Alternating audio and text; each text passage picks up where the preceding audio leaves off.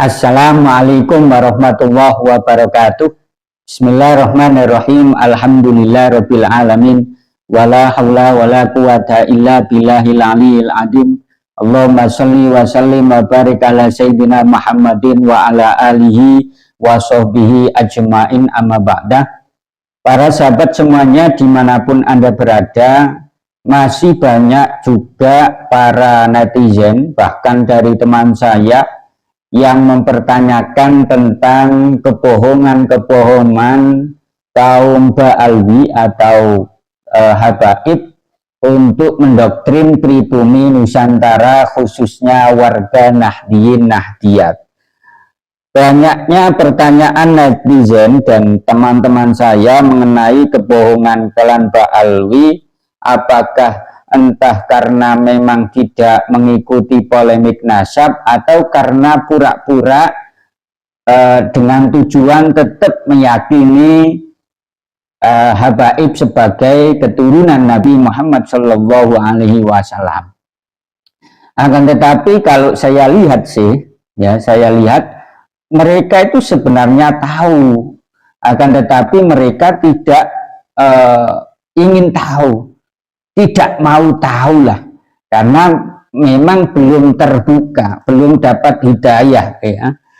Oleh karenanya pada malam hari ini akan saya sampaikan kebohongan kaum Ba'alwi untuk mendoktrin pribumi Nusantara, khususnya warga Nahdliyin atau Nahdliyat.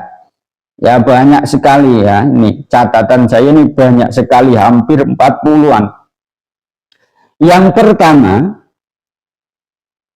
ada yang bisa memadamkan api neraka. Jadi ada habib yang bisa memadamkan api neraka, seolah-olah dia dibalik perkataannya itu mengaku sebagai Tuhan. Ya, api neraka saja dipadamkan, seolah-olah Habib itu sudah mendapatkan surat rekomendasi dari Tuhan, padahal tidak.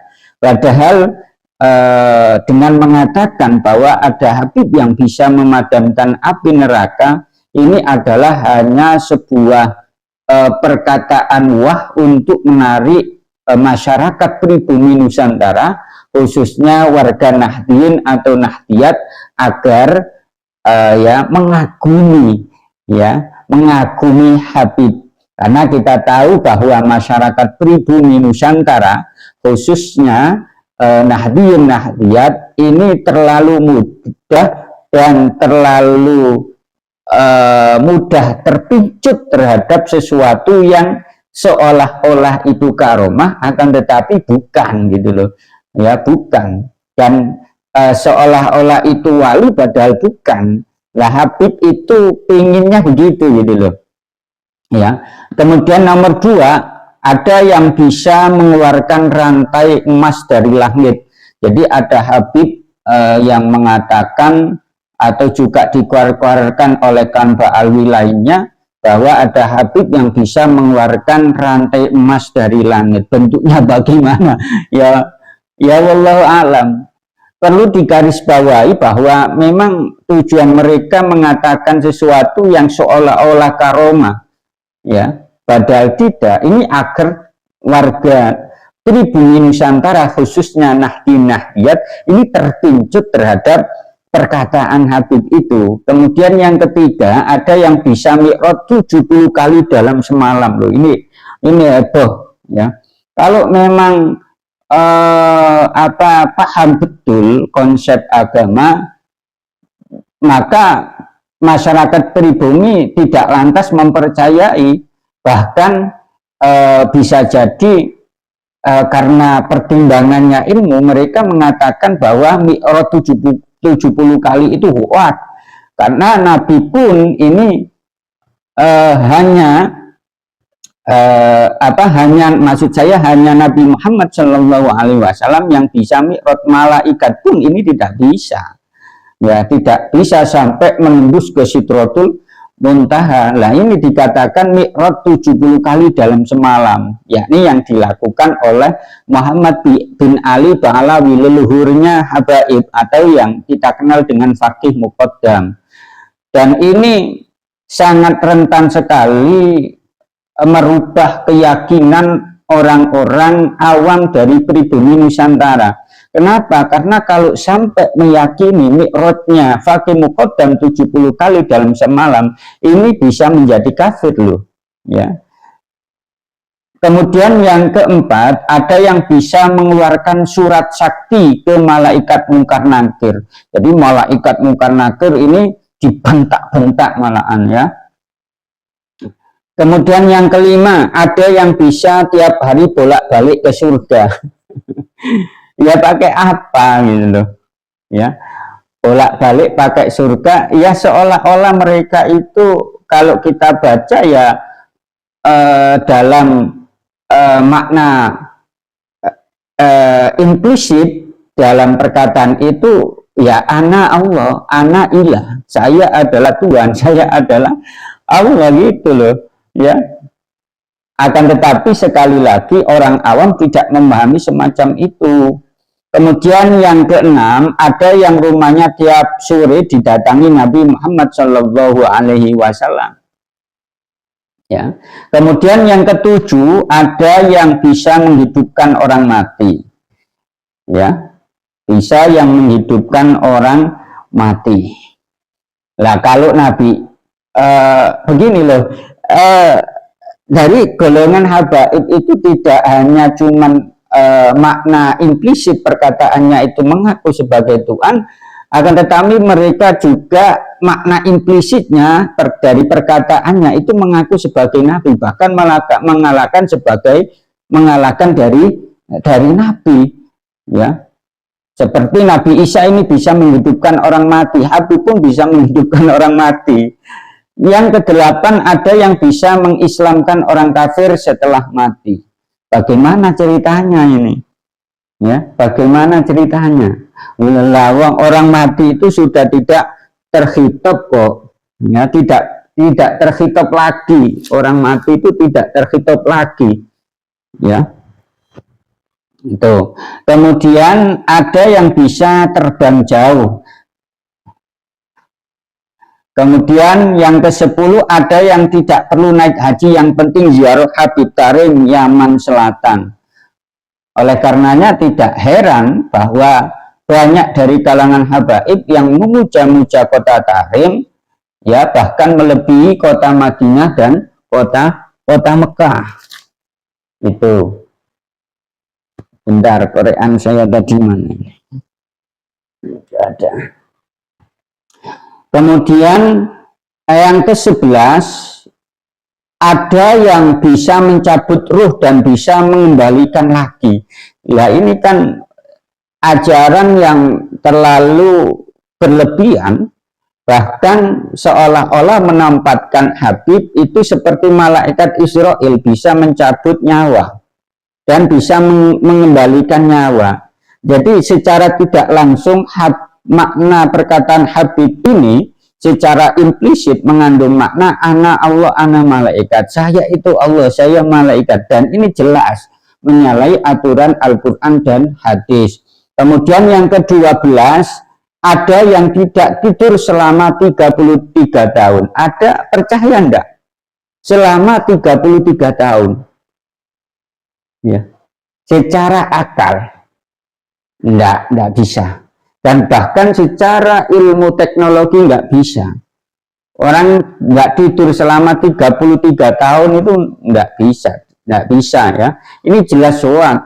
Kemudian yang ke-13, ada yang mampu menarik pesawat yang sudah terbang kembali seperti layang-layang.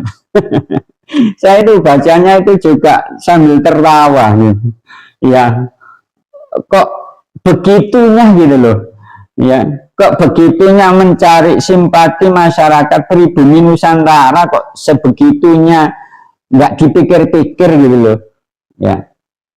Kemudian ada yang 14, ada yang pemecah rekor muri umroh terlama di Arab Saudi loh. Bagaimana ceritanya ini ya Allah. Kemudian yang ke-15, ada yang bisa sholat di bulan Ramadan setiap 1 rakaat khatam 30 juz Al-Quran. Kalau ya bagaimana ya, Saya ini ya Allah segitunya gitu loh, ingin diakui sebagai orang yang keramat gitu loh ya.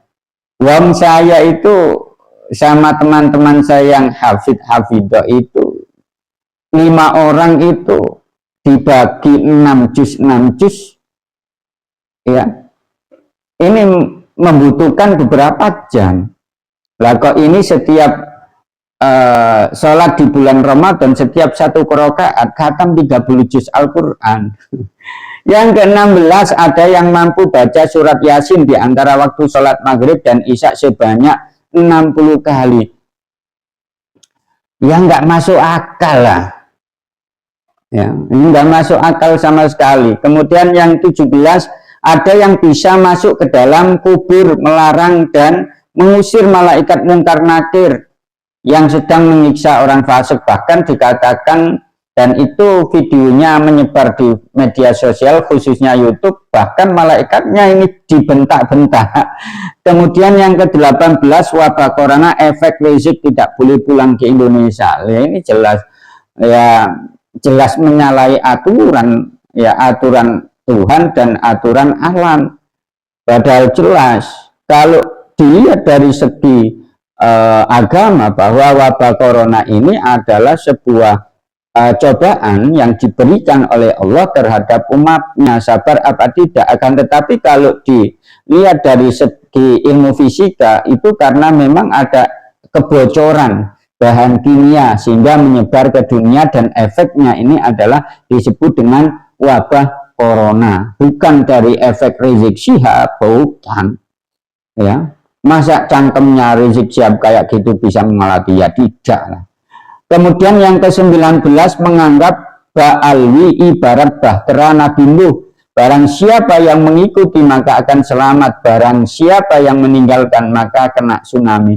Nah, perkataan-perkataan semacam ini loh ya kan seolah-olah kalau kita pikir secara implisit kan mereka itu seolah-olah Tuhan, seolah-olah mengaku Tuhan, bisa menyengsarakan seseorang, bisa menyelamatkan seseorang. Apa jari dia gitu loh ya, ini kan seolah-olah Tuhan gitu loh, mengaku sebagai Tuhan. Kemudian yang ke-20 habaib sudah mati selama 70 tahun, digali kuburannya karena mau ditumpuk oleh mayat yang baru, tiba-tiba duduk dan mengusir penggali kubur agar cari tempat pemakaman yang lain. Ini jelas hoak.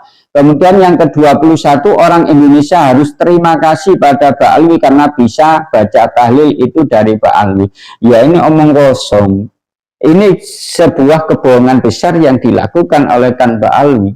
Padahal tahlil itu bukan karya dari habaib, tapi karya ulama Nusantara. Dan itu barusan manuskripnya bisa ditemukan oleh salah satu kiai dari Madura, bahwa teks tahlil, kalimat-kalimat tahlil itu bukan dari Habib, tapi dari ulama Nusantara.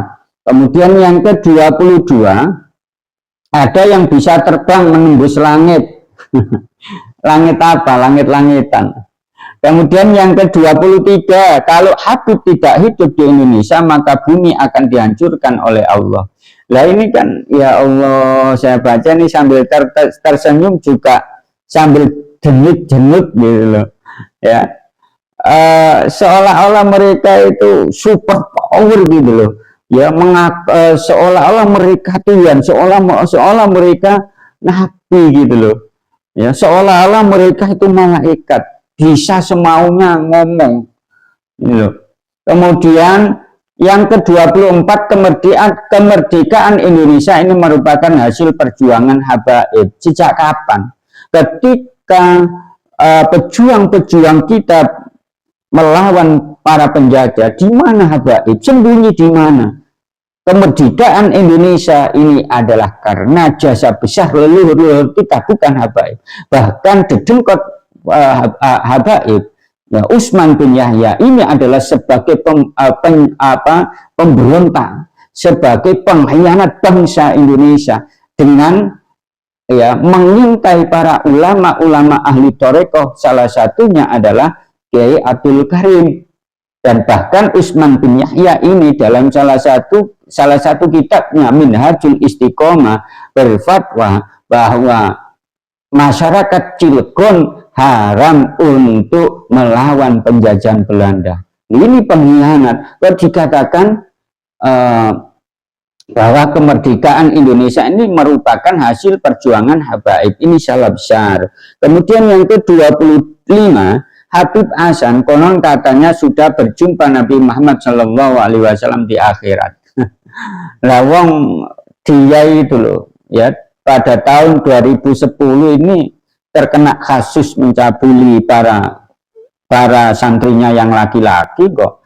Bahkan sudah terbukti kok bisa-bisanya setelah meninggal di akhirat sudah bermimpi, sudah berjumpa dengan Nabi. Ini jelas bohong. Kemudian yang ke-26, bendera merah putih konsep Habib Ali Kuitang, ya tidak lah, ini jelas bohong. Kemudian yang ke-27, kemerdekaan 17 Agustus itu atas perintah Habib Ali Kuitang, bukan. Kemudian yang ke-28, anjing saja dimuliakan di surga gara memuliakan habaib. Ya Allah, sampai segitunya. Ya. Yang ke-29, yang tidak percaya terhadap habaib itu hukumnya kafir. Loh, emangnya ini rukun iman? Makanya tak heran bahwa habaib itu pernah mengatakan bahwa cinta habaib itu termasuk rukun iman. Loh, ini jelas menyalahi Al-Quran dan hadis. Padahal rukun iman itu ada 6, ya. Bukan ada 7, nggak ada satupun kitab apa itu nggak ada. Walaupun kitabnya orang gila nggak ada. Ya. Kemudian yang ke-29, yang tidak percaya terhadap habaib itu hukumnya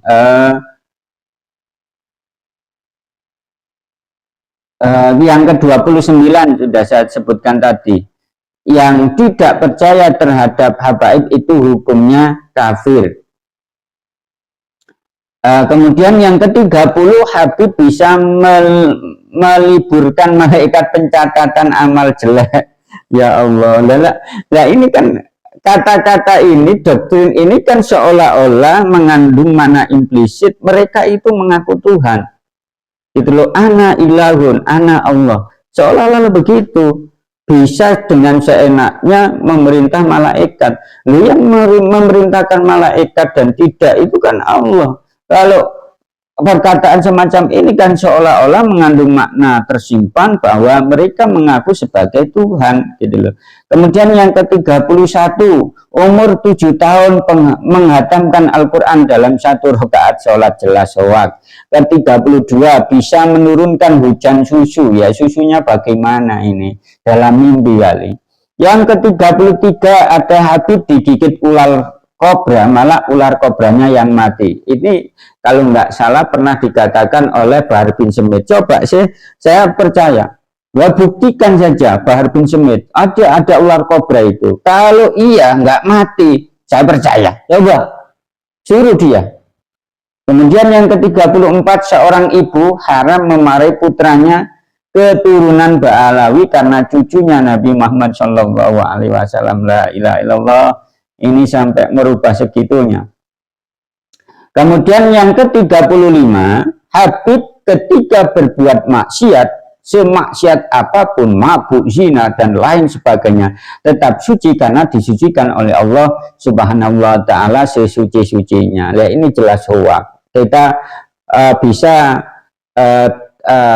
koreksi kok dari ucapan-ucapan habaib yang begitu kotor, memprovokasi, kemudian menghina pemerintah, menghina presiden, institusi pemerintahan. Masa kayak gitu bisa dikatakan bahwa disucikan oleh Allah? Ya tidak. Kemudian ke-36, Allah dan malaikat sholat untuk Nabi Muhammad dan keturunannya. Ya Allah, ini salah. Kalau nggak salah dikatakan oleh Habib Abud itu dari Bondowongso, siapa itu? Innallaha wa malaikatahu yusholluna 'alan nabi ya ayyuhalladzina amanu shollu 'alaihi wa sallimu taslima. Kalau nggak salah ketika mengulas itu. Ya. Kemudian ke-37 memalsukan makam para ulama dan para pejuang Indonesia. KRT Sumodiningrat ini dipalsukan, kemudian Sayyid Jumadil Kubro dipalsukan, kemudian nasabnya Mbah Malik di Baalwika, nasabnya Pangeran Diponegoro dipalsukan, dan makam-makam yang lain ini dipalsukan, dan itu banyak sekali kok video-videonya. Kemudian yang ke-38, kalau beramal harus pakai amalannya Habib, kalau bukan jangan diamalkan. Ini seperti ucapannya Taufik Asyqaf, ya, Taufik Asyqaf. Kemudian ke-39, ada yang bisa baca kitab kuning dari kiri ke kanan. Ini pertama kali polemik nasab. Bahar Smith itu ketika baca kitab Durratun Nasihin, ketika menjelaskan tentang fadilahnya sholawat taraweh, dan ini pernah saya tanggapi, bahkan sampai rame dilihat 6.000 itu. Kemudian yang ke-40, ada yang bisa zikir 7.000 dalam sekali nafas. Ya mati kalau itu, ya nggak masuk akal lah, ya nggak masuk akal. Itu saja yang bisa saya sampaikan. Jadi sekali lagi, yang bertanya tentang kebohongan kaum Ba'alawi, ikuti teruslah polemik nasab ini, dan harus mau terbuka. Kalau nggak mau terbuka, ya selamanya begitu. Itu saja yang bisa saya sampaikan. Assalamualaikum warahmatullahi wabarakatuh.